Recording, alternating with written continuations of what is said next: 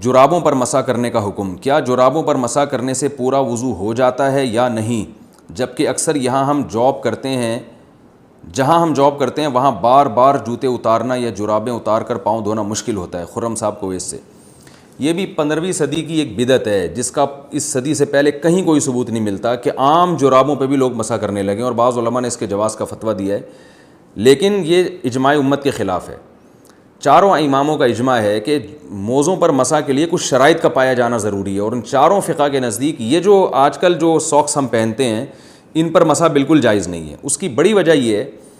کہ جتنی احادیث، قرآن نے سب سے پہلے پاؤں دھونے کا حکم دیا ہے، اور یاد رکھیں جب قرآن میں کوئی حکم آتا ہے تو اس حکم سے اختلاف کرنے کے لیے کوئی بہت مضبوط اور واضح دلیل ہونی چاہیے۔ تو خفین کے بارے میں تو دلیل واضح ہے، خفین کہتے تھے چمڑے کے موزے، تو چمڑے کے موزے یا وہ موزے جو چمڑے جیسے ہوں جن میں پانی نہ جاتا ہو، یا وہ شرائط جو فقہ کی کتابوں میں لکھی ہوئی ہیں۔ تو قرآن نے چونکہ پاؤں دھونے کا حکم دیا، اگر قرآن میں حکم نہ ہوتا پھر ہم کہیں سے بھی کوئی بھی روایت ملتی ہم لے لیتے، لیکن قرآن نے چونکہ پاؤں دھونے کا حکم دیا ہے واضح لفظوں میں،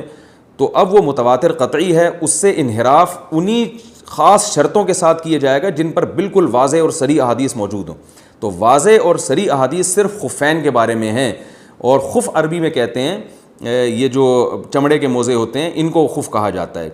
اسی طرح بعض لوگ کہتے ہیں کہ جورب کے بارے میں، جورب بھی حدیث میں آتا ہے کہ نبی صلی اللہ علیہ وسلم نے جورب پر مسح کیا۔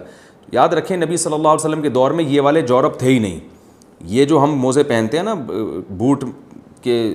میں، جس سے جو پہلے بوٹ میں یعنی جو پہلے اوپر بوٹ پہنے جاتے ہیں جوتے اور اندر جو باریک موزے پہنے جاتے ہیں، یہ نبی کے دور میں تھے ہی نہیں، تو نبی ان کے بارے میں فرمائیں گے کیسے؟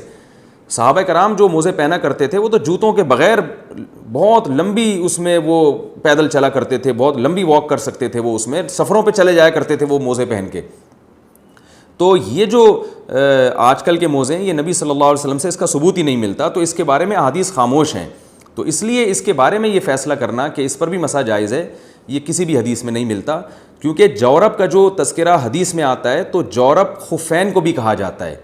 یعنی جو جس کو خف کہا جاتا ہے نا، جو چمڑے کے موزے ہوتے ہیں یا چمڑے ٹائپ کے موزے ہوتے ہیں،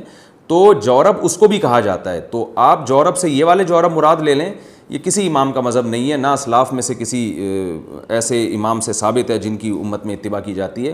تو یہ آج کل ایک نیا فتویٰ آیا ہے جو چاروں مذاہب کے بھی خلاف ہے اور قرآن و سنت کے بھی خلاف ہے، اس لیے ہماری رائے میں اگر امام نے ایسے موزوں پر مسح کر کے نماز پڑھائی تو وہ نماز ادا نہیں ہوگی، آپ کو نماز لوٹانی پڑے گی۔